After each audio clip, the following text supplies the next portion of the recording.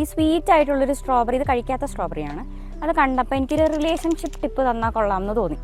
എന്താ വെച്ചാൽ, ഇപ്പം നിങ്ങൾ ഹസ്ബൻഡും വൈഫും ആയിട്ട് അല്ലെങ്കിൽ 2 പാർട്ട്നേഴ്സ്, കപ്പിൾസ് തമ്മിൽ ഭയങ്കര അടിപിടി ഉണ്ടായ ഒരു സാഹചര്യമാണ്. ആൻഡ് അതിൽ ഒരാൾക്ക് അതോ 2 പേർക്കോ ഇൻഡിവിജ്വലി തന്നെ ഭയങ്കര ദേഷ്യം, ഷോർട്ട് ടെമ്പേർഡ് ആയിട്ടുള്ളൊരു വ്യക്തിയാണെന്ന് വെച്ചോ, അല്ലെങ്കിൽ ഭയങ്കര സങ്കടം എപ്പോഴും പെട്ടെന്ന് വരുന്ന ഒരാളാണെന്ന് വെച്ചോ. അപ്പോൾ നമുക്ക് ഈ അടി ഉണ്ടായ സാഹചര്യത്തിൽ കൂടുതലും ഫൈറ്റിംഗ് മോഡിലേക്ക് പോകാനുള്ളൊരു ഒരു വൾണറബിലിറ്റി ഭയങ്കര കൂടുതലായിരിക്കും അങ്ങനെയുള്ളവർക്ക്. പിന്നെ ചിലർക്ക് ഇങ്ങനെയും വരും, ഇല്ല എനിക്ക് പറയണ്ട, പിന്നെ മ്യൂട്ടാണ്, അങ്ങനെയും വരും. ഈ 2 രീതികളും കാര്യങ്ങളെ ഭയങ്കരമായിട്ട് വേഴ്സൺ ചെയ്യുകയുള്ളൂ.